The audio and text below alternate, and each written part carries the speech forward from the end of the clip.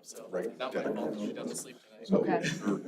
or 12 hours. Have a weight Okay. room Exactly. Okay. bottom of this facility here. We'll be happy to bring up We was in. a little bit of weight, just so you can do a demonstration. 12 plus 3. So that's- Sure.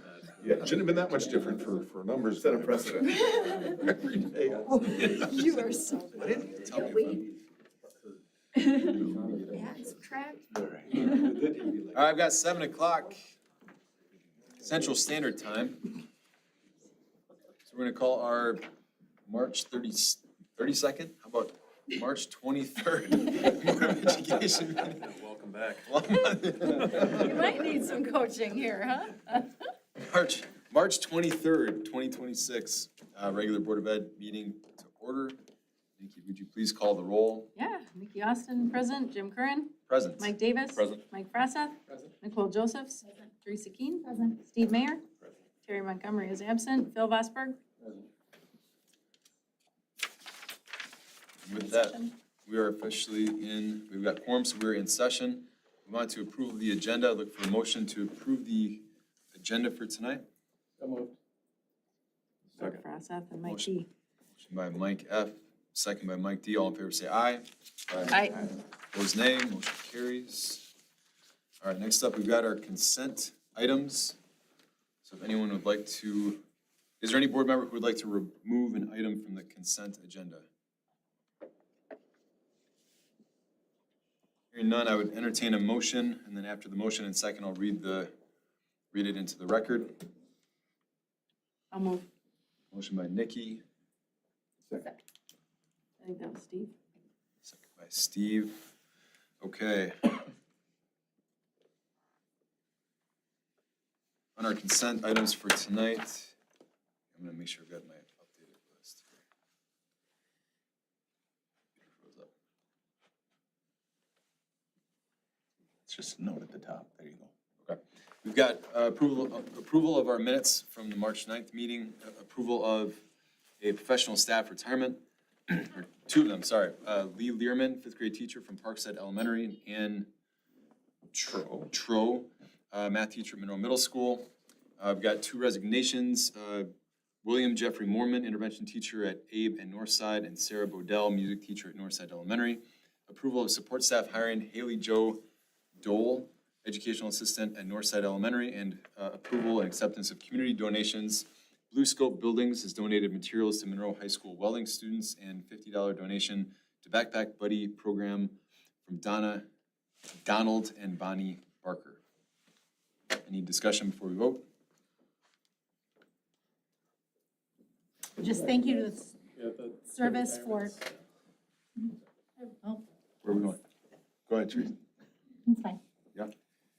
I mean, 32 years with the district, 9 years with the district, 2 resignations, 12 years, 13 years, just really thankful for the time and the effort these people have put in, and excited for them to move on to the next chapter of their lives, but also, sad to see them go from the Monroe School District.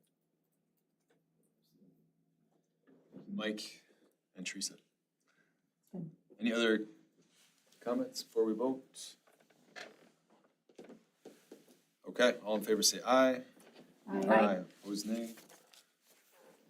Consent item is approved. I don't think we've got anybody here for public comment. Do one final call.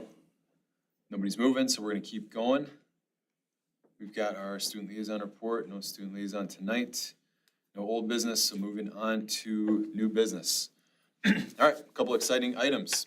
We've got donations, we've got scholarships. First up, we're gonna go, and this is an action item to approve the scores table sponsorship. Turn over to administration to bring us to the details. Yeah, we're excited to announce that the School District of Monroe has entered into a sponsorship agreement with C.G. Schmidt. I think most people are aware C.G. Schmidt is the contractor that's leading the project with the new high school. They've been incredible partners, done a fantastic job. We're excited about the community getting a close-up look on Thursday of this week. But in addition to that, they've also offered a generous $50,000 sponsorship. $35,000 of that will be provided for a video scores table that will be used in the new field house. For those of you that don't know what that is, it basically, if you think about where the score is kept and people work in the book and announcements, instead of having just a static sign that says Monroe Cheesemakers on it, it's a large video board that provides not only the score, but also can feature players, feature stats. It also can be used for advertising to generate revenue during games and events. It can be used at all of your athletic events that are held in the field house, but also can be used for pep rallies and things of that nature when the high school is in there. So this is incredibly generous. That's about $35,000 for the video scores table, and then the remaining approximately $15,000 will be used to sponsor scholarships for Monroe High School graduates that are going into the trades. That scholarship will be offered over the next 3 years. So again, special thanks to CG Schmidt, and just really appreciate all that they've done for us, and we would recommend approving the donation and sponsorship agreement. Thanks, Joe. Any questions for administration? Ron, anything you want to add to that? I'm wondering, Joe, how did this one come about? We guilted them in, no, I'm just kidding. To be honest, I think as we've had all of this incredible support within the community, and we make these announcements, and many times, you know, tonight it's Christian from CG Schmidt, usually it was Tony. I think they were really impressed by the level of support that we received from the community, and they just wanted to express their appreciation and support for our school district, but also the community of Monroe, where they've done quite a bit of work. Christian, I don't know if I missed anything. No, you know, we've been looking for a long time to do something like this for the project, but with the amount of community support, things kept getting checked off. Gotta move So- fast, man. Well, you know, we're gonna let everyone else let your community, you know, help you guys as much as possible, and then we'll take on whatever, you know, fell to the bottom. So we're glad to support the school district and do whatever we can to do to help. This will be an incredible addition to the field house. The gym, the field house is beautiful already, but to have that level of technology there, I think it's gonna be really exciting for the kids and the parents and the community. So we're fortunate. Thank you. Thanks for sharing. All right, I would entertain a motion to approve the video scores table sponsorship and scholarship donation as presented. So moved. I'll second. I got a couple there. Yeah, we got Mike Davis with the motion. I got a second by Teresa, unless I Well, didn't. Nicole had it. No, that's before me. fine. Okay. Second by, We a just all love it. lot of action here. I have D as Good thing. well, I have written down. Any discussion before we vote? I'll just echo my gratitude to CG, and then also just say, I think it clicked for me in a different way that, you know, all the time these donations make a huge difference to the project, to kids, for generations to come. But there's also kind of this momentum effect that when people hear about donations, that makes them more desiring, or they want to be a part of a winning team. And so it just sounds like a lot of the success from the past, from the administration and the team securing these donations made this one happen in part. So it's just cool to hear. So thanks again to CG, and great job to the administration. All right, we got a motion and a second. All in favor, say aye. Aye. Opposed, nay. Motion carries. All right, we got another one. Let's do another one. We're really excited about this next one. We're happy to announce that we're entering into, or hope to have approved, a generous and impactful sponsorship agreement with the Thompson family. The new stadium press box will officially be named the Thompson Family Stadium Press Box. It's a $50,000 agreement that'll be paid over the course of 10 years, possibly sooner. But this is a special one. We worked closely with Scott and Ben Thompson.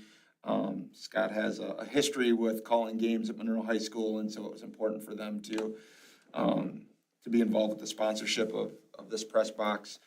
For those of you that haven't had the opportunity to see that facility, it's really nice. It's a combination of a press box. There's the restrooms, and there's also the concession stand, but the press box will be prominently named in this area. And this is one that you know, had a lot of people interested in it. And we had to do some negotiating to get it to where it worked out for all the parties. But I think we feel very fortunate that the Thompson family is able to sponsor this one because it just seems to make sense. So looking for approval for this. Again, really appreciative of the Thompson family and their ongoing support for the school district of Monroe.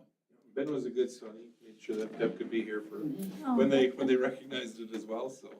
Yeah, it's, great, family that's supported us a lot over the years, so good sponsorship. You know, in fact, this was one when we started with the sponsorship work, Ron said right out of the gate that if this isn't the Thompson family, I'll be shocked. And took us a little bit to get it figured out, but so thankful, and this one just feels right. So thankful for that support. Thank you. Any questions for administration? Thank you. Yeah, thank you. Well, it's interesting that you said Thompson family, because I don't think I'm part of that. I was thinking it was gonna be like Scott and Ben Thompson, so, I'm just there to support those two guys. I think it's great, cause Scott started announcing when we moved to town, whether in 85 or 86, passionate about that. Ben went to a lot of the games with his dad, so yes, I find it very fitting, and I'm thankful that it all worked out for them to have that sponsorship, so thank you. Yeah, it was important for them that it be represented as the Thompson family. Oh, really? Okay. Yeah, that's what they wanted, so pretty cool. I love it. I think it's Maybe great. figuring I'm gonna change my name back to my maiden name or something. Well, just make sure that they don't show up and ask for a $25,000 check tomorrow morning. Yeah. Yeah. Yeah, that's. Exactly. That'll be coming. All right. That's great. I'd entertain a motion to approve the lifetime sponsorship of the new Monroe High School Stadium Press Box as presented. Second. Steve, second by Nikki. All in favor, say aye. Aye. Opposed, nay. Motion carries. That's kind of fitting because my maiden name is Thompson, so I figured I should be part of it. Jump on So in. you're in for $5,000. And the Thompsons from Argyle, so no. Okay, next up, we've got more exciting news. We can't be kind of as public with all the details on this for reasons I think will make sense to everybody, because we don't want to spoil the surprise. Yeah, so basically, asking for the board's approval of the board-issued scholarships. We do have a list that's been provided to the board. That information is embargoed until the night in which the scholarships are announced. We'd like these to be obviously a surprise to the students and their families. I would just add that, I think most people know this, but Monroe is pretty unique in terms of the amount of scholarship support that we get here. If you talk to folks who are in other communities that are of a similar size and they hear about some of these things, they're often shocked. And Ron, I don't know the number off the top of my head what we're up to in terms of total scholarships that are awarded. Do you know that? I do not, I'd have to count them, and I haven't. So it's substantial, and if anyone's interested in that number, we can certainly get it to you. I should have looked at that earlier today, but again, we're very fortunate to have that level of support for our students, and excited about being at this time of the year when a lot of kids and parents get to celebrate a lot of hard work. And I would just give a plug that,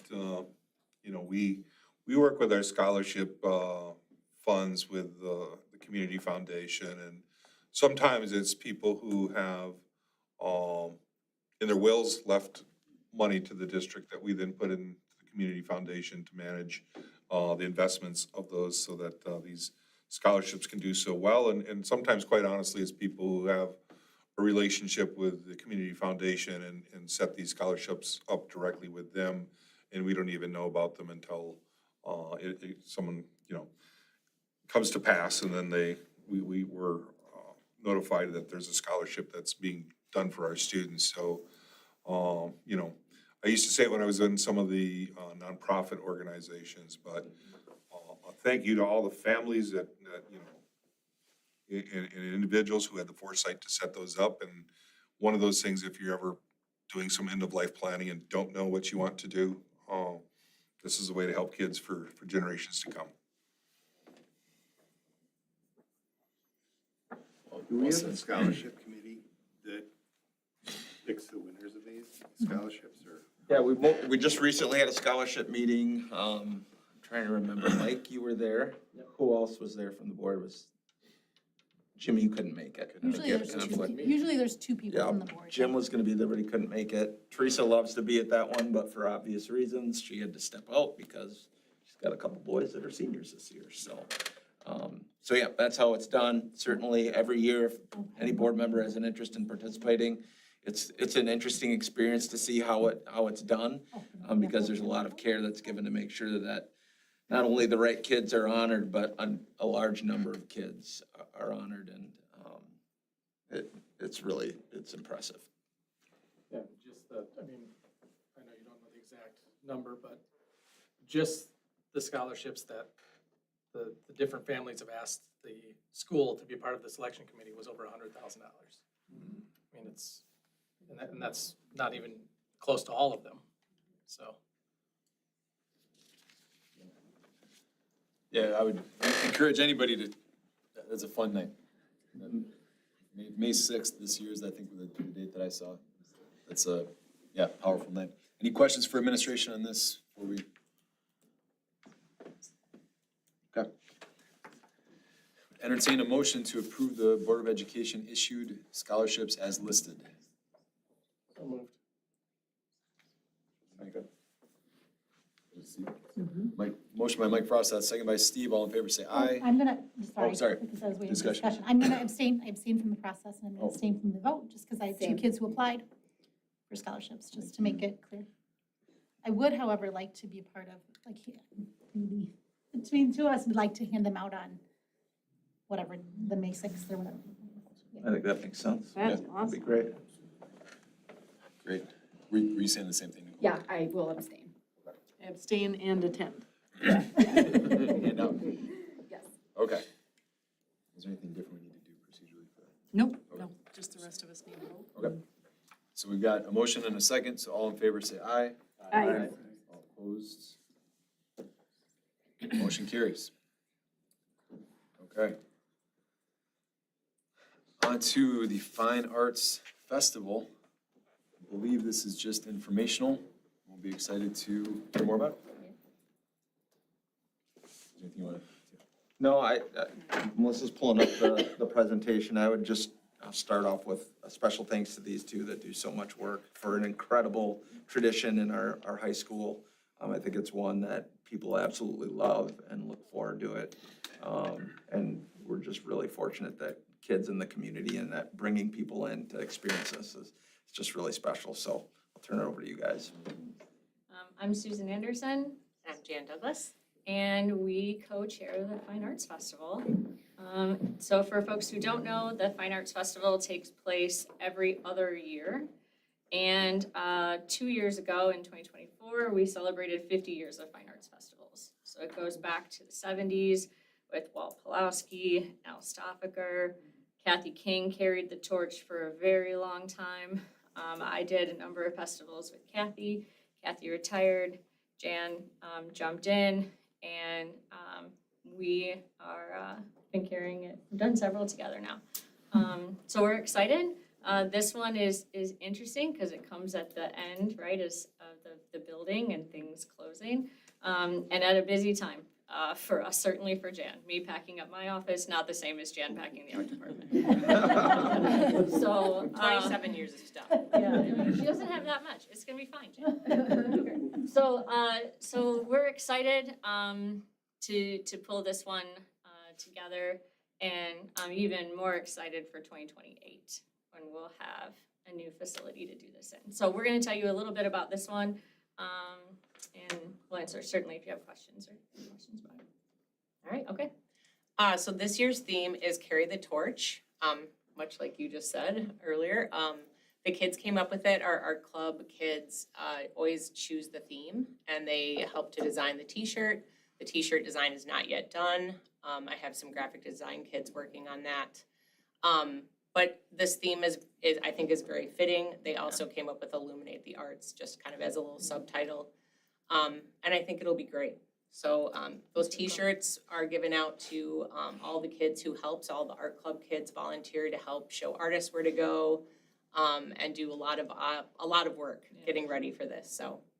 It makes them easily identifiable. Yes. When artists come, find the kid in the blue shirt or the whatever. And those are kids who are around to help you get where you're going, because Jan and I are doing lots of stuff that day. And they're available for staff, and if you want one, let us know. We can order one for you. So this is a 2-day event. It's always on a Thursday and a Friday. And it really just is to get opportunity for kids to experience some art. Oftentimes kids that have not had exposure to any of the arts, music, dance, all of that. And it's not only just them attending things, it's hands-on workshops where they're learning, or they're making and taking, or they're performing right along with the artists. So it's really, really cool. And it only comes every 2 years, so you have kids that get really excited for that. And the seniors always want first dibs on all of the stuff, but we tell them, no, you can't do that. Oh, is it not gonna go for you? I All hope right, it we'll plays. jump ahead and I'll do some tech stuff behind the scenes. We'll see if we can get that hype video to play. So, in 2022, Patrick Bodell came and with kids behind the camera, kids filmed the 2022 festival. So I have a quick 1-minute video that really kind of drives home what the thing is about. So let me see if I can get it sent over to Melissa while Jan talks about Empty Bowl I will Dinner. talk about the Empty Bowl dinner. So on Thursday of our festival, we always have an Empty Bowl dinner where people can come, pay $10. They get a ceramic bowl that our students have made. And then they get soup and salad and a breadstick and some dessert. And then we also have our 1-act play that our students put on every year. So it's kind of like soup and a dinner, or a dinner and a show, I guess is what I'm trying to say. And that money goes to local charities. So it really is a nice event, and it's an opportunity for people to see our students perform. So, and be charitable. It's working. Good job, Susan. I am the technology coach. Sometimes it works for me. Give it a shot, Melissa, let's see. Come on, spoke too soon. There we go. Do we have sound? No. Okay, pretend it sounds great.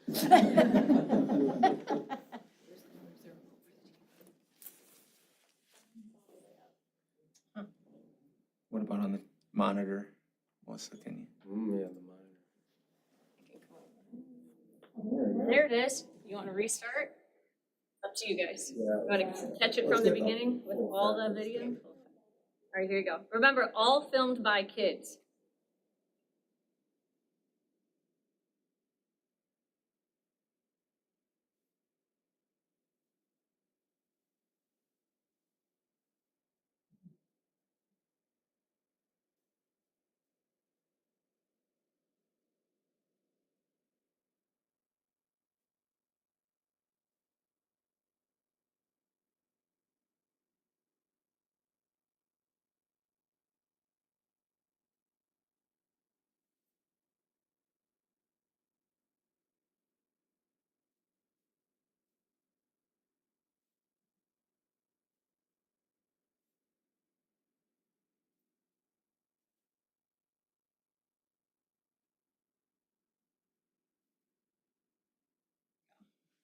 So it kind of captures the spirit of it.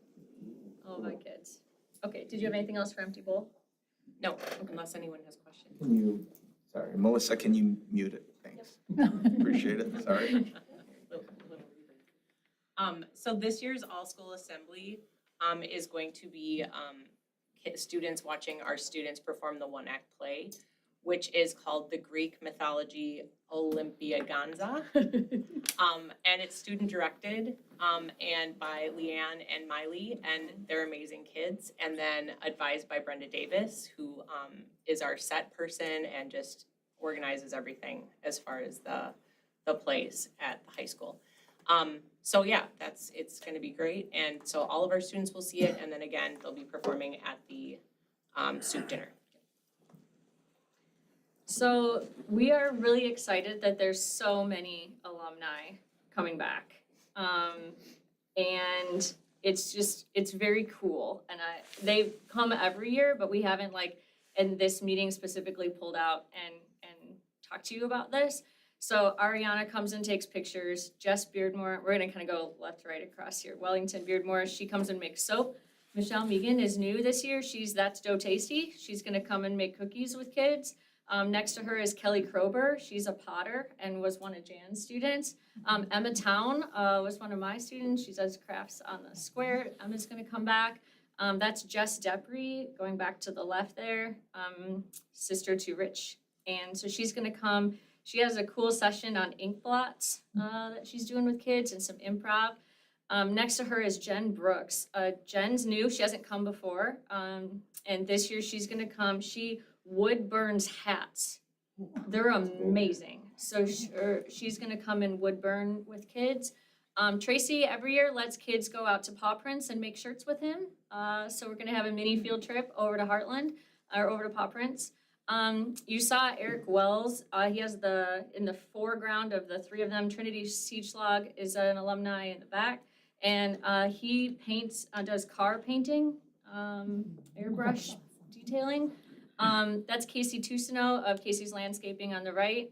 We are in negotiations. I haven't totally signed Casey yet, but what she does in landscaping is outstanding and she's totally interested in coming. Our most recent conversation was, could we bring a whole pallet of cinder block? And so we're with logistics. We gotta, I don't know, so we gotta figure that out.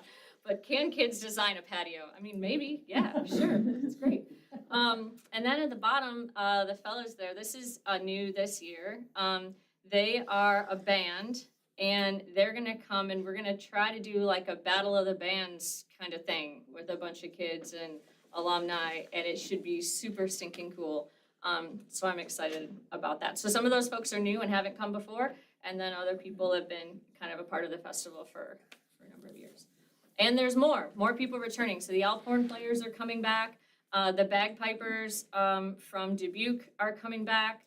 The top right is just my cue to remember Sean Rudy. Sam Rudy's husband is a graphic designer. Sean comes and is gonna do some AI and design artwork with kids this year, which will be cool. You saw the drummers in the video. The lower left, Neil Genrich comes and does like forges steel knives type stuff with kids, which is cool. And then Margie Genrich, his wife, these are Julia Calvert's parents.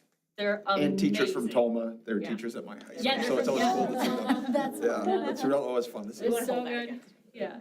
What's that? She started going hold him again. Yeah, exactly. I don't blame you.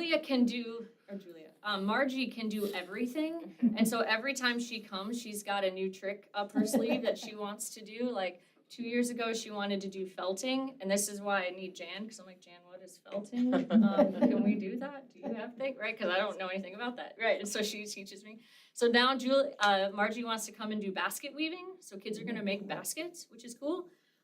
In the middle, you see Lily Cherney there from 2 years ago. That's Deborah Rushmeyer, the artful dressmaker. Yeah. So she comes and she brings a bunch of fabric and kids put together gowns, which is amazing. And then on the far right is AJ Juarez. He's a dance instructor from UW-Madison who comes down and does dance workshops with kids, and then they put on a dance showcase, which will also include, they have a new name, but the 2023 dance company kids that are here local.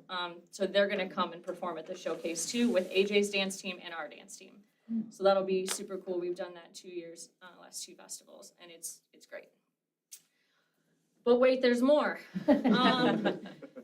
There's staff who do sessions. So Donna's done scrapbooking, and this year she's gonna do like a print session with kids.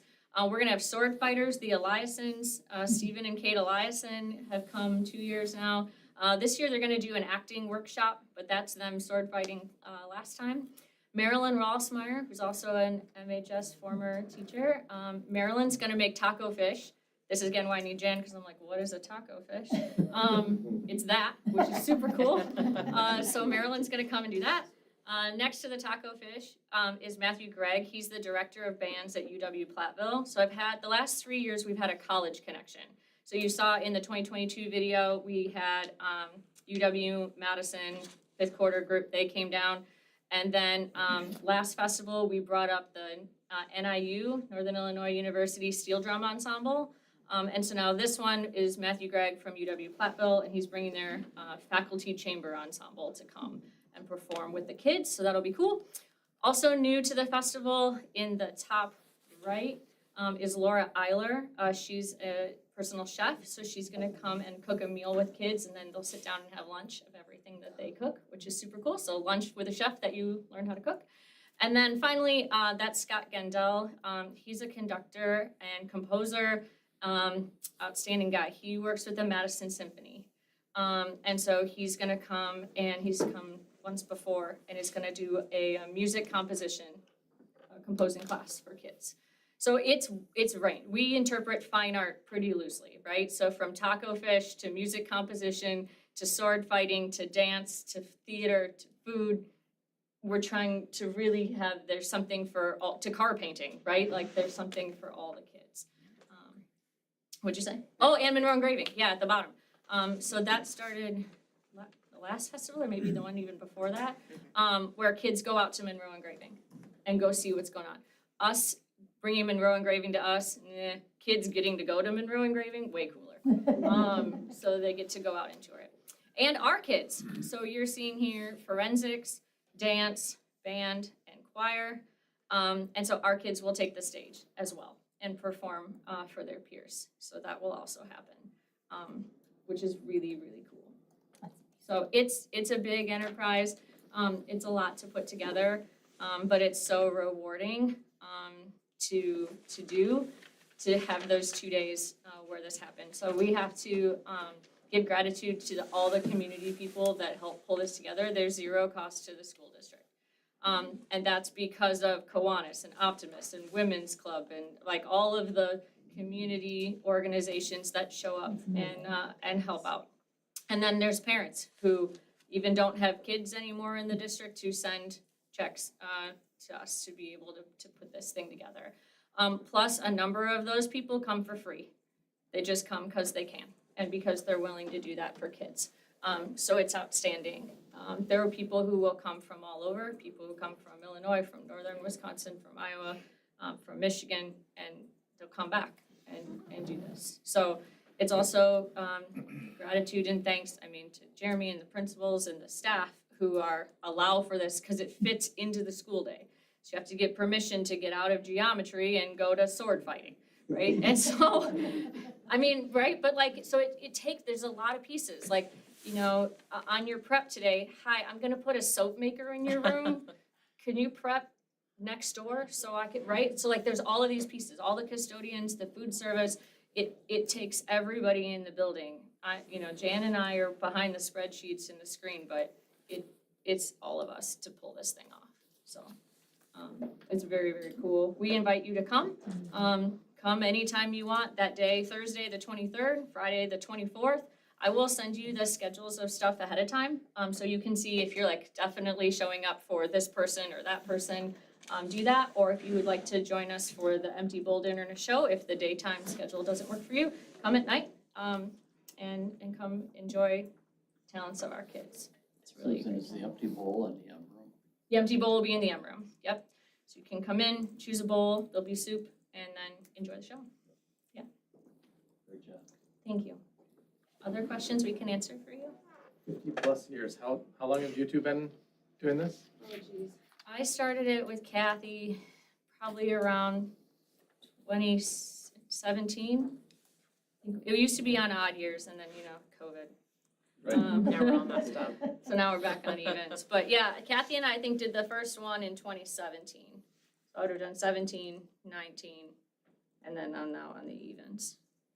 I just commend the two of you for the effort and picking up the torch, right? I mean, 50+ years doesn't happen without dedicated people like you that I'm sure are spending way more time than just, you know, the free time you have at school to make sure this happens. So without your guys' work and dedication, this wouldn't have continued for 50 years, so.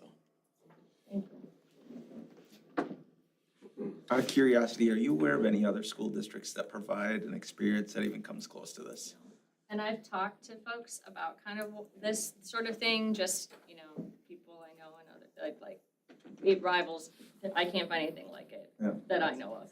There's people who do like a You know, and we have some of this even in other, you know, bring in the thing for the assembly for the day, you know, like there's that kind of stuff, but this is pretty special. Yep.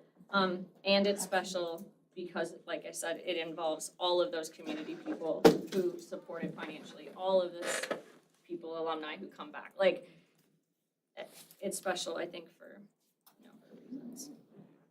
But yeah, no, I can't find anything with it.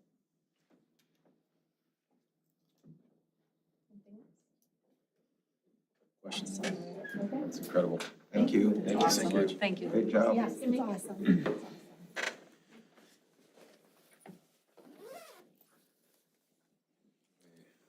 Good luck, you guys gotta follow that. Yeah. Brutal. You put the presentation together. Bye, guys. Fun slideshow and short video. Song and dance here. That is amazing. Yeah, that's Oh, it's incredible. Holy cow. That rivals like college. That's the coolest thing ever. I'm kind of jealous now. I'll just let random adults in, but I would love to go. That'd be very cool. We would probably sneak you in. Okay, next up, we've got our new high school building project update. Ron, you want to kick us off?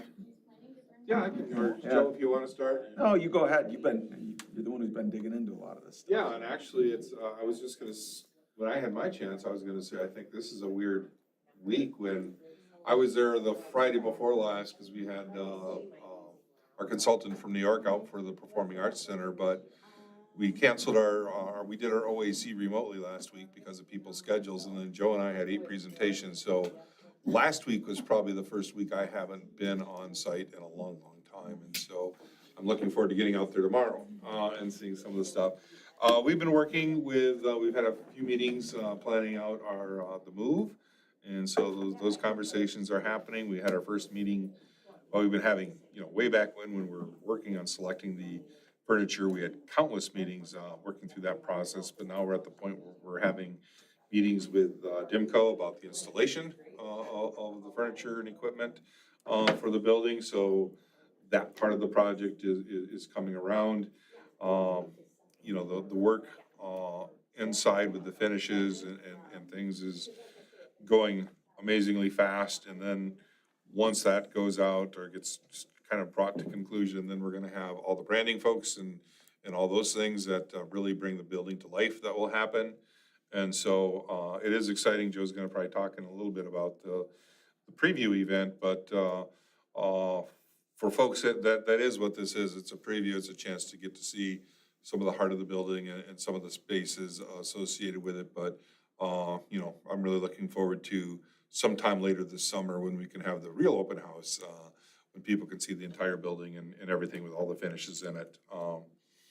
But no, we're still on schedule, still on budget. Things are going well. Ryan's gonna touch some of those details, but Joe, if there's anything you wanna touch base on? Yeah, I mean, Ron talked about the preview event on Thursday night from 5 to 7 o'clock. We anticipate a good number of community members that are gonna wanna get in there and take a peek. As we've said before, it's not going to be an open house where you get to see every space in the building. It is an active work site. We've got to be respectful of C.G. Schmidt and the work they're doing. But people will be able to get into the M room and see a lot of the more significant spaces as a part of that walkthrough. So we're excited about it. There'll be a brief presentation at 6 o'clock, just talking a little bit about the building and the intentional design and really just speaking to how proud we are of the work and the building as it comes together. So certainly would invite the board to be there and anyone in the community that's interested in. I think we're gonna have a lot of folks that are interested, so.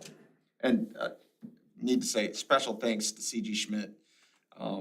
This is a complete and total inconvenience to them and the work they're doing. This added a lot of extra work to their already busy schedule, and they've been nothing but incredibly supportive of this work. And just thanks to Christian, who's kind of taken the lead on this, and Tony and others that are contributing, so thanks. So with that, I would say I'll turn it over to you guys. I don't know who wants to go first. Got it? Yeah. Yeah, and like I said this to you earlier in meetings, whatever we can do to support you guys and your efforts to get the referendum passed on the 7th, or get the public excited about this awesome school, you know, we're here to help. So if you guys think of anything else, let us know. We're always willing to jump in and do whatever we need to do. And I think kind of echoing what Ron said earlier, I mean, the progress you make at this point in any project is pretty incredible. So he hasn't been there in a week or so, you're gonna feel like you haven't been there in a month. I mean, so, we're planning to be done with the interior of the building end of April still. So we'll be working through occupancy and everything like that. And so when we have our next presentation at a board meeting, it'll probably be a lot different of an update. But while I'm talking, Melissa, do you mind pulling up the exterior drone footage? Forgot to mention that. Yeah, it's a little more exciting now than when the piles of dirt were, is that Yeah. pile of dirt a little bigger than it was last year? So, like I said, it's been really exciting to see the progress happen, and it'll be even more exciting over the next few weeks to a month to see it go from, nearly finished to 100% finished. Right now, we're about 89% build, 88, 89%. Was still about 80. We've only spent 83% of contingency. So we're still tracking pretty good on that effort. And we're excited to hopefully take a little bit of that money and hopefully give it back for program usage at the end of the project, is the hope. So if you just want to press play, and we'll kind of run through, can you do the other exterior one? Sorry, this one's kind of, Well, that's, unless you want to go through that one, Joe. no, that's a 21 month, I think. Yeah, Isn't if it? you could do The top one. Sorry, Yep. I forgot there was 2 exterior ones. Perfect, yep. So, this one's really showing the thaw out we've been having over the last couple of months. If not for that snow last week, we were likely gonna be starting to move a lot more dirt around the site and start to finish some of the things that we didn't get done last fall. Last week to this week, now with snow melt and everything, we're pushing that out unfortunately because of weather. A little bit, but we're still on track and still looking good. Baseball field irrigation is gonna go in soon. Turf in the baseball field is gonna be happening the next month or two as well. Hardscaping around baseball. Track and football right here, so the LED scoreboard from the existing high school is gonna be moving here early to mid-April, after some specific track meets you guys have. Track surface is gonna be then following that, once we get the scoreboard installed. And then discus and shot put netting are, or fencing netting, are also on track to happen here soon. Kind of an exciting thing that you can actually see the difference in is if you, next time you pull on site, you see all the fencing around the baseball fields. They kind of moved pretty quick the last couple of weeks. They were able to work around the snow, which was nice, and get a lot done over the last month or so. And if you wanna jump into the interior one in just 1 second. So while we're talking about exterior, I know something that's been coming up over the last few meetings is, do you wanna pause it? Yep. Sorry. Is the lift station with BNS, and what's going on and, how we're kind of dependent on that project moving forward and the progress on what's going on there. So kind of the update there, it depends on the day. I work in construction too, so I get it. Changes day by day, but as of right now, this is the plan that we're moving forward with. The pump house has been built, the wet well is in at the pump house. The force main will be ready in the next 2 weeks or so, early mid-April. So that force main will then pump from that pump house up to city sewer. The biggest hurdle we still need to get over, BNS needs to get over, is the permanent power. That's kind of lagging towards the end of April. So that'd be permanent power to that building. That's not the permanent generator or the permanent backup generator, which is then lagging towards June, July timeframe. But the permanent power means that we can't jumpstart that lift station and be pumping debris from there up into the city sewer until that's, obviously going. So that would likely be early mid-May at this point in time. So the contingency plan we have right now, so we're going for occupancy at the end of April, would be to dump our sewage and waste into the wet well. It's quite sizable wet well, it can hold a lot of volume. And then continue with kind of what we've been doing with construction, which is pumping out that wet well as an as needed basis. I think we've been using Munson over the last few months. Been having conversations with Al and Ryan with the city the building engineer, and then the city inspector to make sure they're on board with this plan. And so far, haven't had any concerns. Open communication with them as much as we can, because like I said, the plan has been changing throughout the last few weeks. Just trying to make sure we can meet our dates and our occupancy as best as we can. So, any questions on that? Because that's kind of a whole issue in itself. Who covers the cost of the pumping? That would be all in BNS. Right now, sorry. What's that? Oh, yeah. I think the conversation now is that it shouldn't, even if we're still pumping, when we go to achieve occupancy, it would not affect our occupancy. It's more of a downline problem than a school problem. And so, if it all just fell apart and they didn't have permanent power with a backup generator and it all working by the time students came, it wouldn't affect our occupancy. It would just affect what happens with the waste in that wet well. And where we could even park a pump truck down there and basically go direct to it, so. Yeah, I didn't turn the page to capture that part of my notes. That's- I forgot about it. That's okay, And yeah. the super backup to the backup plan is But tankers down there. No one's expecting that to happen. That's a long time from now. But I would just say, from a board perspective, from a district perspective, these are literally downline problems that don't affect us getting into our building and using our building. So, so there's peace of mind there. What seems to be the holdup on the electric? It's the electrical panels right now. Okay. Yeah. So the supply, getting the units in, different things like that. Okay. I know PDC's working through it right now, but, so, yeah, we've got a contingency plan, the contingency plan, and panels don't come in right or whatever, so we're prepared to keep working through and make sure that this doesn't affect any sort of occupancy for the high school as much as we can. Okay, thank you. Anything else on that? Just say appreciate the preparedness. Yeah. We asked about it last meeting and you guys actually went to work and brought us the mitigation plan. All right, you can go ahead and press play on the interior stuff. So as we go down the M room, you'll see some really cool wood there on the left side of the screen. That's the Lambu. It looks even better in the space. I think it's really starting to open up that space. You'll see graphics start to go on over the next couple of months on the right side over there, and that'll get painted different colors. So a lot of interesting, fun stuff happening in the M room there, and preparing for the preview event this Thursday, kind of like you guys were talking about earlier. So there's a lot of stuff actually moving out of that room over the last few days since this drone footage was taken last week. And kind of like what you guys mentioned earlier, is furniture's starting in May here, so kind of making sure that we're ready for when that process starts. So the auditorium here, at this point, we're about to jump in here. At this point, we're pretty much fully painted in there, which looks fantastic. I know this video shows a little bit of paint going on, but since then, I believe we're right there. That white maple trim is actually on one of the proscenium walls, which should flank the side of the stage. It looks fantastic. I'm really excited to see that, and you guys are gonna love that tomorrow. Yeah. And then that concrete stadia pour is happening really soon for the seating as well. So the gym, the bleachers are all in, the floor is done and painted, and it looks fantastic. Even when it's half covered with protection and everything, it still looks really, really great.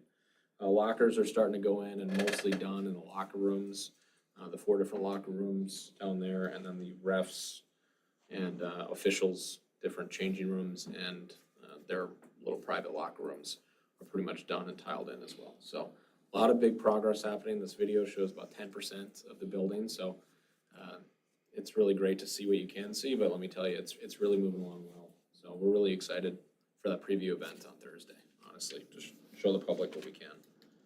And then punch list is moving along. We've had some good punch lists already, so we're gonna keep doing that in the month of April and hopefully get the interior punch list wrapped up 100% before the end of April. That's the goal. Kind of working through some of the alternates list items. I won't get into too much detail unless anybody has any specific questions on that, but as we're going through and understanding that there's some savings, working through what that might be used for. Still a little early to really determine what that number might be to the cents, but we're trying to make sure that we, are stewards of the community's dollars as much as we can be and give you guys as much program as possible with the amount of money we've been given. So I think that's all I've got for an update today. Anybody got any questions? We had some discussion at the last meeting about the lights at the baseball fields. Yeah. That some of the pedestals aren't in, the bases. Is it gonna be a big cost factor to do those now while you're out there, or to do I them, say, in would the fall? highly recommend doing them now, if you can. It's about 10% of the total cost, roughly, of the whole, light pole itself. So it's about 60,000 to do the bases as of right now. And if you were to chance it and do it later, that number will likely go up, because you're gonna be wrecking finished, grasses and landscaping and softscape out there. So I would highly recommend moving forward with at least the bases. I understand that the cost to do the Musco lights is quite high, and that is a much more in-depth discussion, but to do the bases about 60-ish, which is still a large number, but could definitely go up a lot with repairing earthwork that was just put in place, right now. So that'd be our recommendation. What's the timeline on the bases?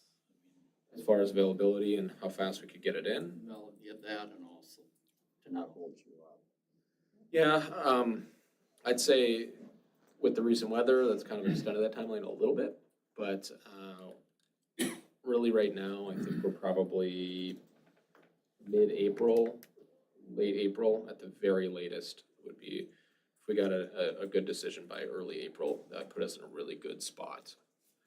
Or if we got a decision tonight, Sort it's in a of. great spot. As far as setting the lights. Yep. If we were just to put in the bases and that now and put the lights in later, what effect would that have?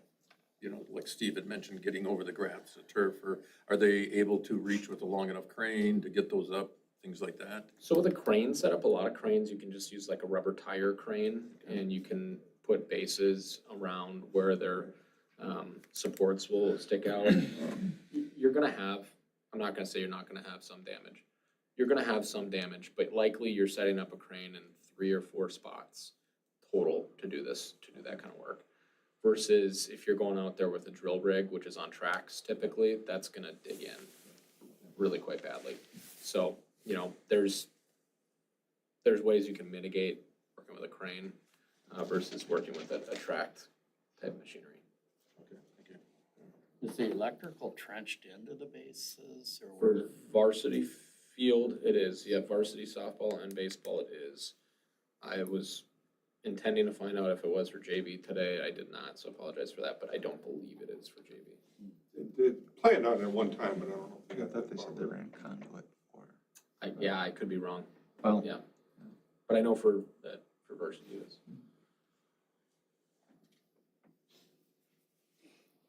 Any other questions on? I want to make sure I'm following what you're saying here. So you're saying to avoid additional costs, damage, hours, everything, this work would have to get started mid-April? The decision. We If have to- we got a we have to You would need put a it back decision on from the us by agenda. mid. Yeah, early to mid-April. Those bases are only a couple week lead time for us, I believe. And so if we were to get those in place by early May, late April, that would kind of be on track roughly. The reason why I'm asking, our next board meeting is April 13th. Yeah. So I'm just, from a timing standpoint, is that a sufficient, if we were to bring that to that meeting, would that? If that's, yeah, if we want to call that the drop dead date, that would work good for me, if that works for you guys. Thanks. Yeah, I wasn't sure what your board cadence was, so. Sonotube and concrete, right? They're specialty. They are, but they're huge. They're like 10 to 15 feet into the ground. And so it's, yeah, it was bigger than I was expecting it to be as well. I thought they were just gonna be 4 to 6 feet, but they're pretty sizable, so it takes a lot to get those in. But yeah, it's a precast, so you're not bringing a concrete truck out there or anything like that. You said the bases would be about 60,000. 60, yeah. 60, yep.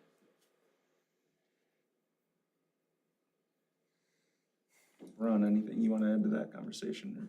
No, I think I would, I think if we're considering doing the lights, which I think we are, I think it would be probably a good decision to move forward and at least get the bases done.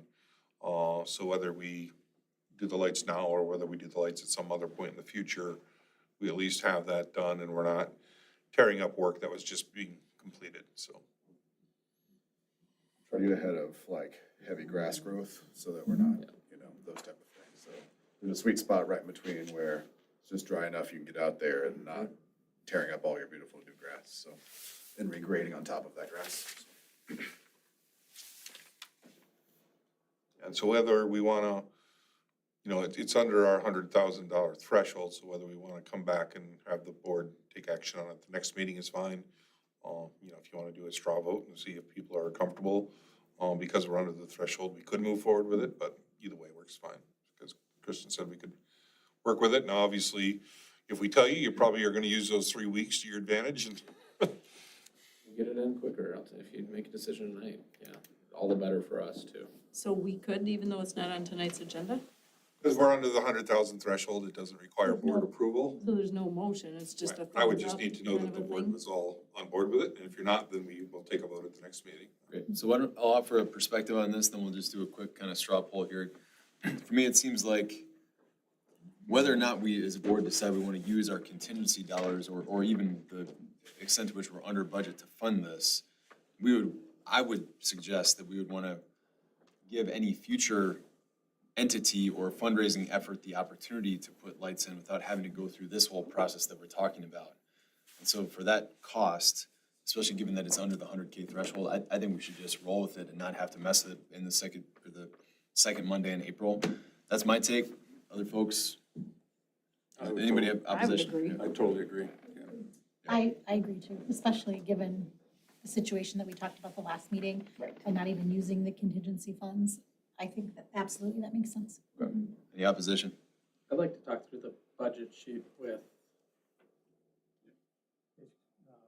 Let Ryan do his talk, yeah. Oh, prior to, Yeah. Sounds good to me. Sometimes the best decision is to make no decision until we absolutely need to, so. I don't disagree, but I'd like to talk to the budget sheet, because I have a couple questions first. okay, I'm good with that. Go ahead. Sound good? Yep. All right. I'll rip through this so we can get to the dashboard, so we can get to the other. From a referendum dollars spent, we're 83% complete. CGS safety scorecards at 97%. We're not bringing any change orders to the board this month. What we currently have in what I will call our original funds for owner contingency, we have almost $400,000 remaining in there at a burn rate of a little under $50,000 per month for the life project, which projects us to be under by the end of the project, because we're so close to the end. And probably the biggest note I want to make on this was you guys did approve the last time to move forward with $165,000 for electric hoists in the PAC. It's not reflected in this yet because we don't have a signed change order for that yet. But once we have the final cost and we do have a signed change order, that will be reflected in this, and that money will come out. And so we will see that eventually, but it's just not in there yet. But as expected, we're still invoicing, we're moving forward. Furniture, like we said multiple times tonight, is being planned to be delivered in May. So we'll start to get final invoices on that.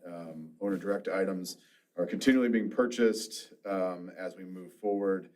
Everything is falling within our allotted amount budgeted. Moves are being planned. As we've talked about before, nothing's been invoiced yet because those efforts haven't happened yet. But across the board, we're checking a lot of boxes and we're doing a lot of the things that we need to do to fill this school with the things you need to educate kids and keep them interested. So we're working hard on that. A couple things to note in the development costs that have not been completely built out. Contribution to the North Road, because that road is not completed yet. Contributions towards the lift station, we've talked that one to death. And then contributions to an improved intersection with the city. That work has not happened yet. So those are just some of the things that, just to call out if you see some blanks in some of these places or things that we haven't built out yet. But we are continuing to work through all of these items as a broad team. And yeah, so, but I want to give Mike time to ask questions. So you said construction contingency, there's still some of that remaining. Do you know roughly what that is? You said about 15% of the construction contingency. Yeah, right now, we're sitting at somewhere between 330 and 340. Does that track with what you're?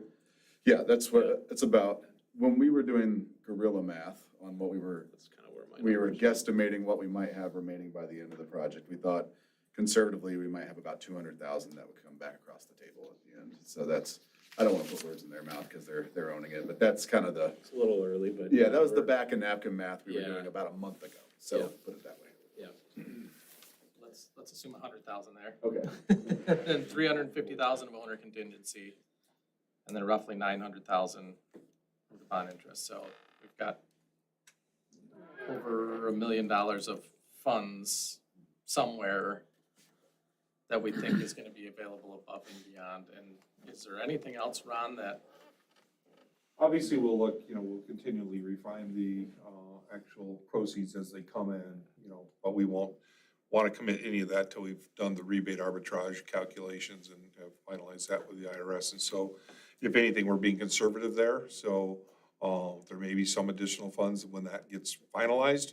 But obviously, because we don't want to be in a situation where we spent our dollars and then got a bigger check back to the IRS and we had planned, we're very conservative as we have been estimating that. So there may be some additional dollars there. And then you talked to the bottom, Mike, and so kind of, we had that roughly 900,000 to the good, but then, 165,000 of that, we did allocate to the lifts, just so you have that adjusted in there as you're talking about it.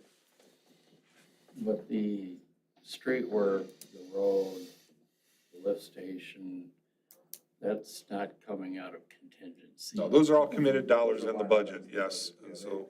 In our eyes, those are committed dollars. They just haven't been expended dollars. And they're all contractually committed dollars, and so there should be a variation off of those dollars. The part that would come out of the contingency or the surplus that isn't represented here yet was the 150 for, It was the 165 for lights, or for lifts, I'm sorry, motorized lifts.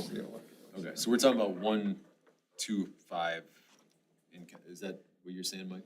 yeah, and I guess where I wanted to go next, Ron, is what about timing of the funds we're spending? Because is there actually funds coming in from the sale of the existing land? Because that, we're including that in this budget, and Yeah. that doesn't happen until. That'll be coming after toward the we- back end of the project, right, yeah, so there's some time So involved We with really that. don't have this money in hand to spend. Not all in hand at the moment, right? Transaction is final. Yep, So- and then we got our grant claim is coming in, that's gone to GCDC, so they made that claim. So there's things that are coming in out of this process, yeah, that are coming in throughout this spring. And the sale of the land might actually push into the fall. I would say, as far as the project in its entirety, again, I think at the last month, we went through this, so it's 5 years from when we had the initial ban issuance, which was in December of 2022. So we have through December of 2027 kind of as our drop dead date. However, we obviously would hope or like to tie up as much as we can with the IRS and get to know what our final number is, maybe even as, by the end of this calendar year, and so that we have an idea of where we are. Roughly 1.1 million of the 1.4 million we're talking about extra is not available to us until after we close on it. Finalization of the sale, yep. Can you help me understand what's underneath the kind of question or concern you have, Mike?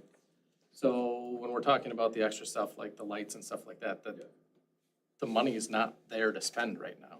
Right, because till you have your sale is what he's saying. Because the land is already in the funding source amount here now. Yeah.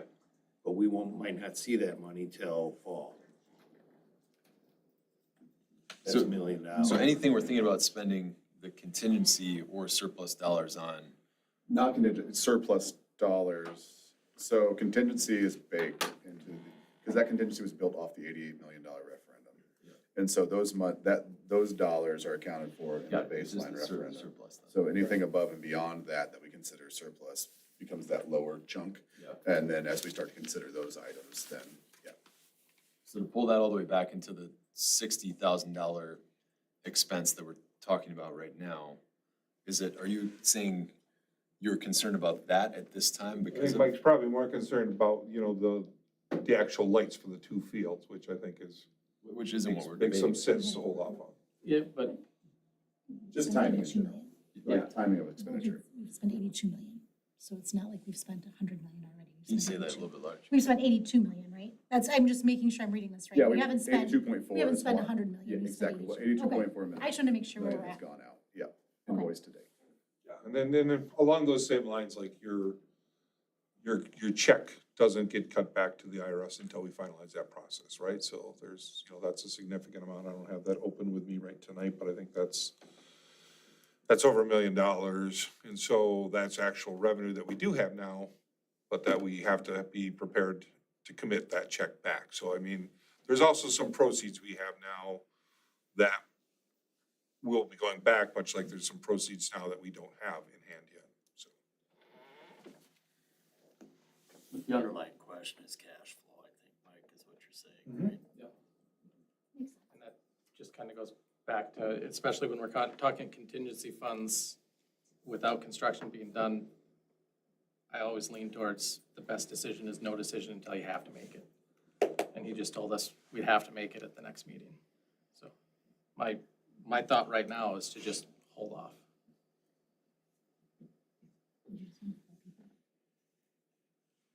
Yeah, I guess I didn't hear any other opposition to it, and so I don't wanna step over your perspective on it.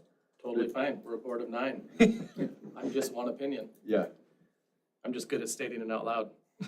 I guess, is there anybody else who has an opinion similar to Mike, especially after hearing his thoughts, that would prefer to wait until the next meeting to, and again, we're not talking about lights on, we're just talking about the $60,000. $60,000 basis.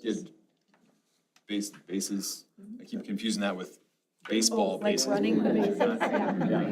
Those are very nice, Second, third, very fourth. expensive, home plate is. Those are free. Nicest bases. Yep.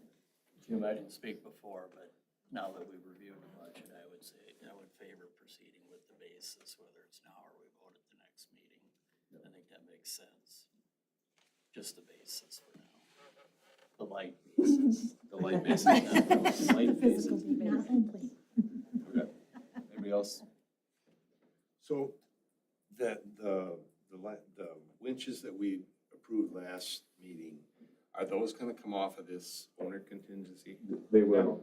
They're coming Or out they're to coming out- 965 down below. But yeah, I'll leave that note on here until it actually comes through as a change order, and then when it does, it won't pull from the 350 in owner contingency. I'll make sure I'm reading that. Yeah, 384 in owner contingency. It would pull off of the It'll be an surplus added funds. line, it'll be an added budget line item, so it gets added up above, and then, it gets used out of the funding sources below. So right now, you have a committed budget of, 100 million roughly, and then the 165 adds into that. So then your sources and your expenditures come closer together.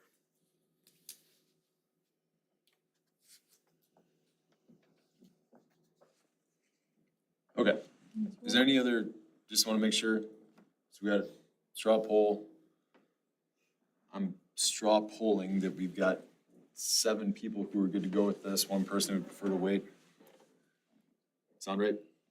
Yep, okay. So why don't you guys go ahead with it? Thanks for bringing it up. Any other questions or you guys have more content here? No, I don't think so. Looking forward to Thursday. Alex from our team will be there to support with the walkthrough. Yeah, no, everything's going great, so. Christian and I were there walking it right before the meeting, and like he said, you blink and it feels like the whole area's changed, and so it's really great to be out there right now. So you see 97% on the safety scorecard again, which gets exponentially more difficult as you get towards the end and you've got a significant number of crews on, so hats off to you for maintaining that safe workplace too. We're really excited about it, and we're proud of it, so. Thanks for all the partnership, guys. Yeah, thank you. Any other comments or questions from the board? High school update.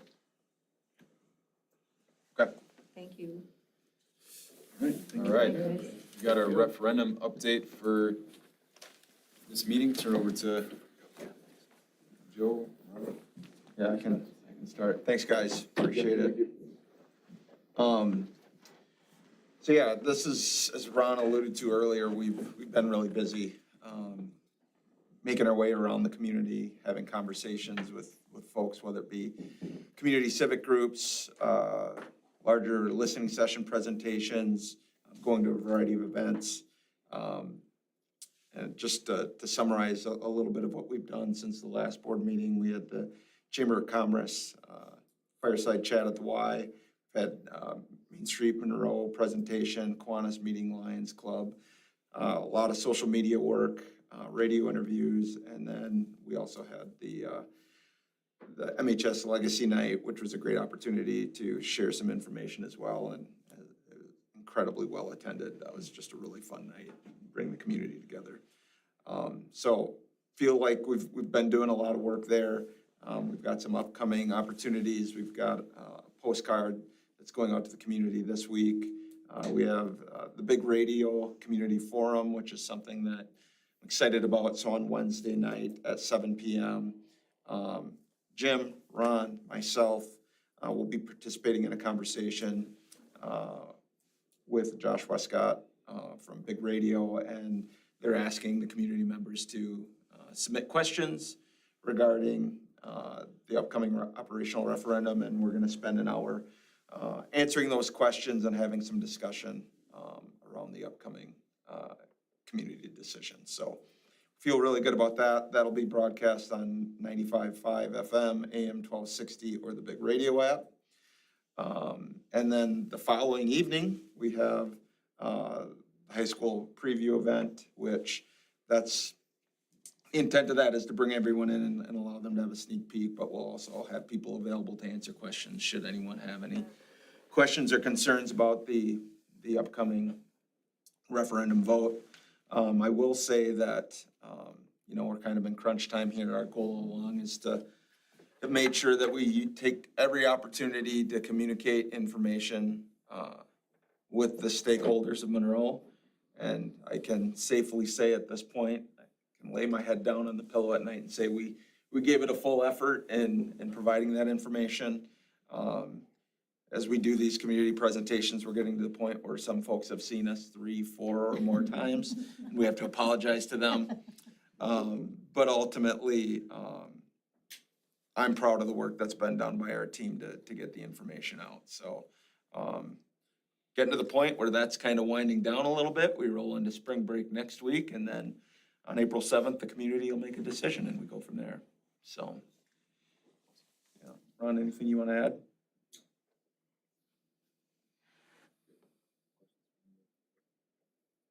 I could just comment as far, what I was really impressed is the podcasts.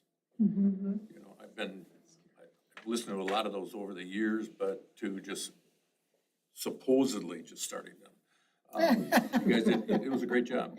Listen, we're making that up as we go. That's me doing some stuff on my laptop, which my 17-year-old son would say I have no business doing a podcast, but it's fun. The thing that I liked about it, it kind of gave, I guess, some good background and some good insight as to what we see on a regular basis, and that a lot of the public would not see or wouldn't know. And that's what really impressed me, so it's a very good job.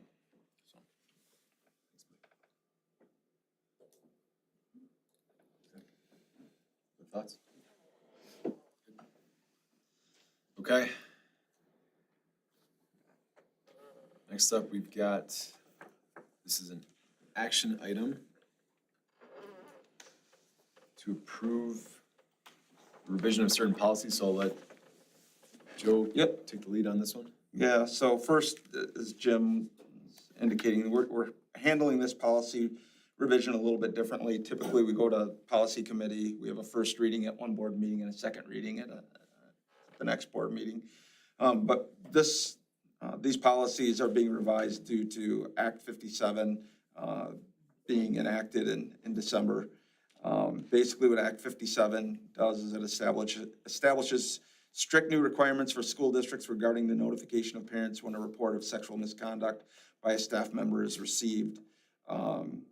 So it's part of Wisconsin law right now. This is obviously a very important topic, one that we wanted to make sure that our policy aligns with state law.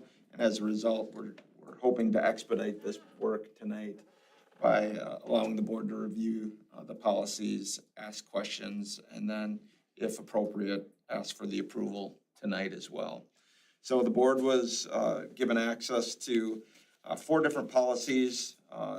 The first 3 are really kind of the same revisions across different employee group policies. So we have 1213, 3213, and 4213.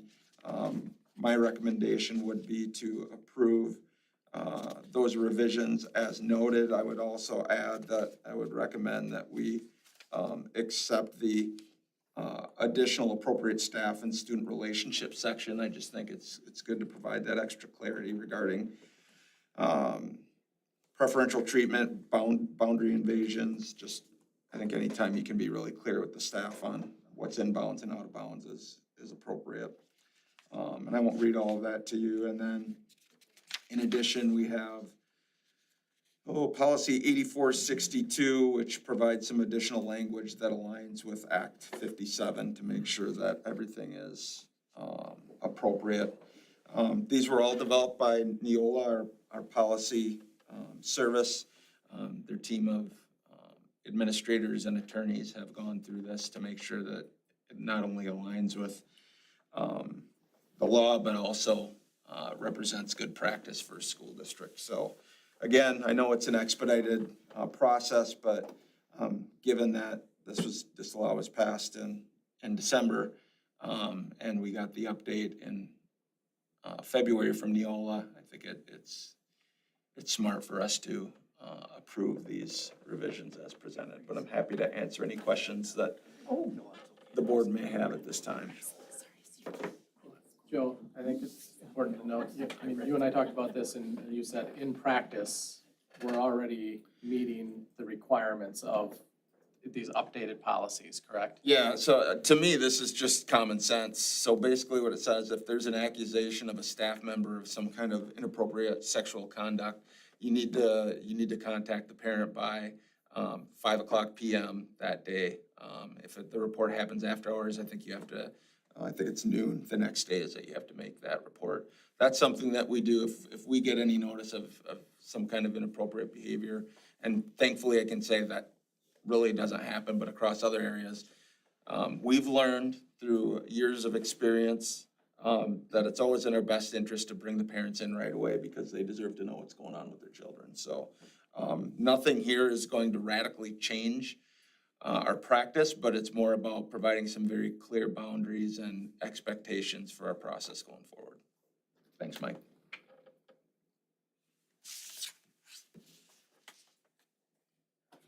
Any questions about what you saw in the policies? It's pretty straightforward and much of it is language that comes straight from Act 57.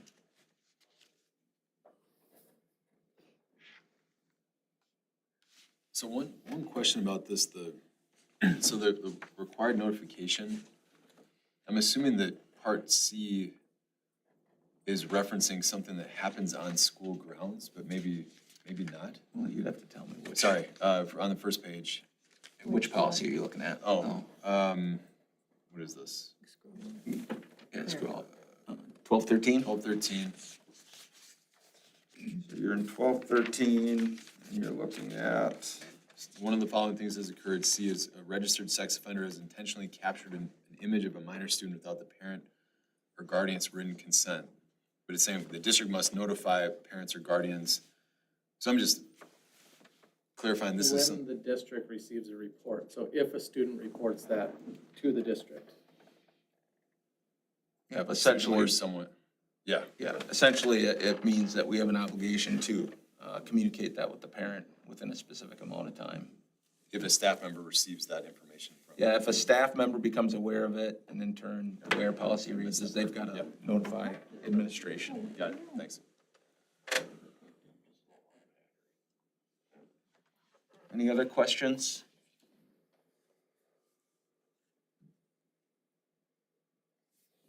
If not, it'd be our recommendation that the board approve this after this first reading so we can move forward with it, get into policy and follow the law. I'd make that motion. A motion from Mike F. Second by Mike Davis. Any discussion before we vote? Okay, all in favor say aye. Aye. Opposed, nay. Motion carries. Thank you. All right, that is it for new business. On to informational items. Joe, anything for administration? I don't think so. Just, I want to say thanks to everybody that's been putting in so much work, whether it be our staff, the board as well has gone to countless listening sessions. You guys are probably getting up into double digits of how many times you had to listen to Ron and myself go on and on about all this. So, but genuinely appreciate all the support being out there, and I know the community does. You know, whether people are voting for or against, I think we've lived up to the expectation and the standard of providing information and trying to be as transparent as we possibly can with the decisions that we're making. So thanks again to the board for all your help with this process.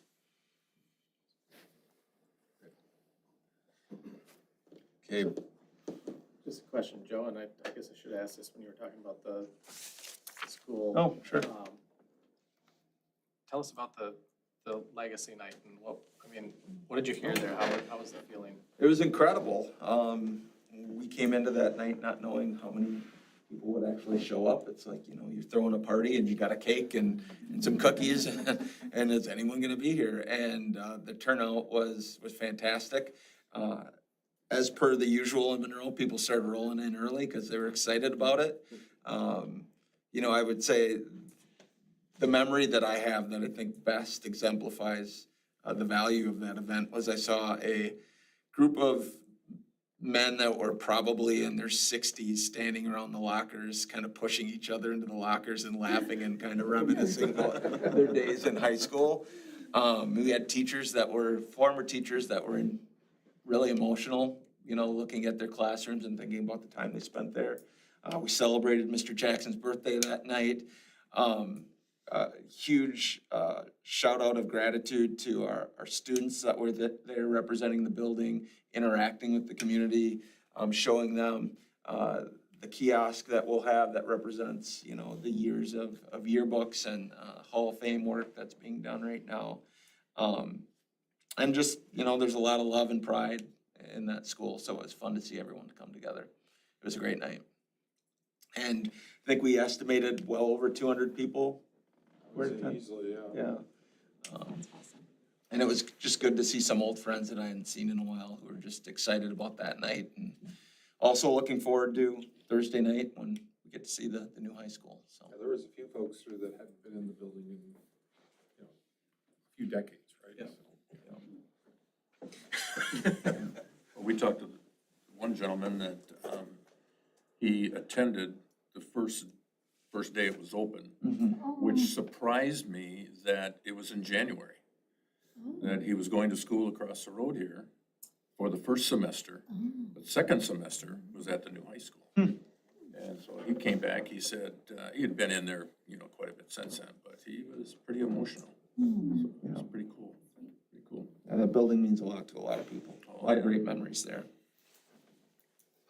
Ron, do you have any update on, I know we talked quite a while ago about that time capsule that's in that building? Yeah, we haven't cracked into it yet.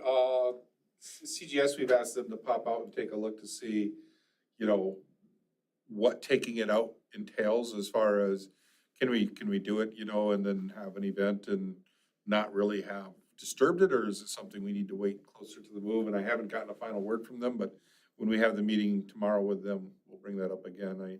I know at the OAC, not last week, but 3 weeks ago, we had discussed that with them. I think given that Ryan just came off of winning a powerlifting competition, we give him a sledgehammer and let him go at it.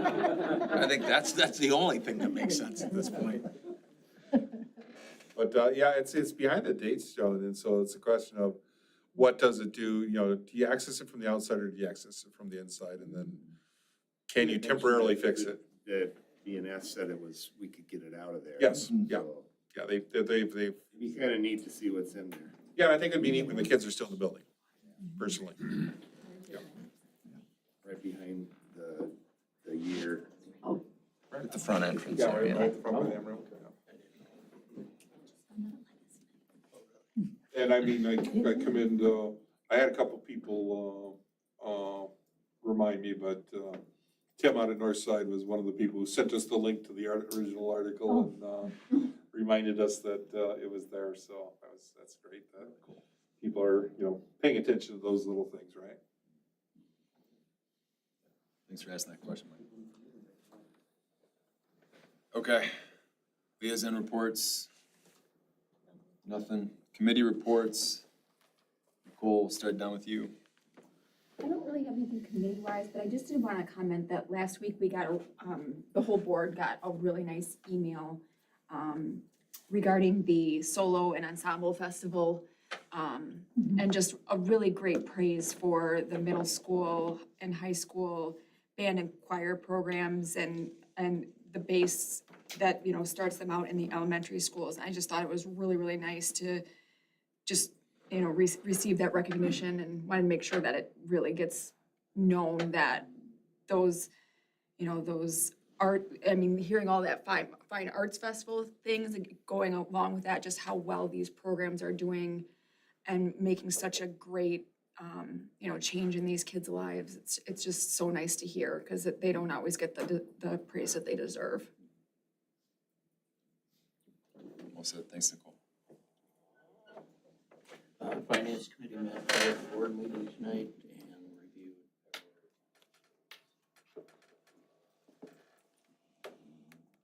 reviewed. Curriculum will meet before the first meeting in April. Todd and I haven't talked recently, but previously we talked about that being a launch presentation, so. Yeah, Kara will Stay be tuned. here. Kara's gonna provide an update with kind of her annual update of YA numbers and some of the launch stuff, so be good. And then I think we have one course up for approval.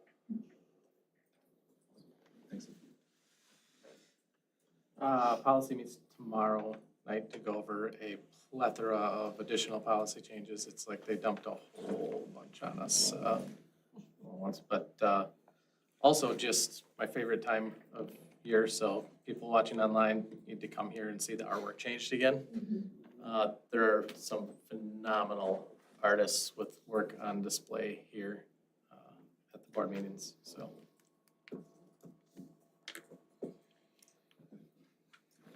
Nothing as far as an actual report, but I just want to say congratulations to the musical Shrek. Probably one of the best ones I've ever seen, and I've seen a lot of them, and I've had kids involved, and I'm sorry, this one I think even beat that. Don't tell them that. And I'm also really excited that we have a three-point shooting champion in our midst, so that was awesome. Very, very good, so. Congrats to Logan. Well said, Mike. Yeah, Logan Taylor. Dominated. Okay, nothing else from me. Anything for future meetings? Folks want to throw on agendas?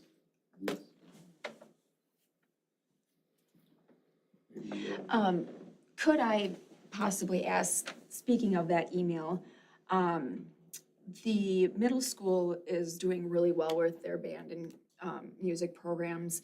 And how, can we maybe talk with the music programs between the middle school and the high school and just see how we're going to support that large group moving from the middle school into the high school and making sure that we have enough room in scheduling to make sure that everybody who wants to stay in those programs is able to stay in those programs after the move to high school, because I know that that has been a sticky spot in the past. With the trimester. I think that's a great recommendation connecting your. Yeah, we can talk to the folks in the band program to come in and provide a presentation and overview of all the great work that they're doing, and then talk specifically to that transition issue that you. Perfect. Because I know that there's been a little bit of kind of changing at the middle school this year so that they can do both chorus and band and some every other day kind of situation. And I just want to make sure that, the kids that want to do both are able to do both and still, partake in all the other classes as well. And just that those options are available. Great, thanks. Great, great question. Okay, any other agenda items, future agenda items? Okay, we got 5 minutes for the press, Adam. You get to use all your minutes from previous meetings stacked up. Oh, geez. What do you got? 2 hours. You good? Yeah, okay. Appreciate you being here. Okay, with that, look for, I've got 8:30 on the nose. One final motion to adjourn. So move. Motion by Phil, second by Mike Davis. All in favor, say aye. Aye. Aye. Opposed, nay. Motion carries. Meeting is adjourned. Thanks, everyone. Thank you.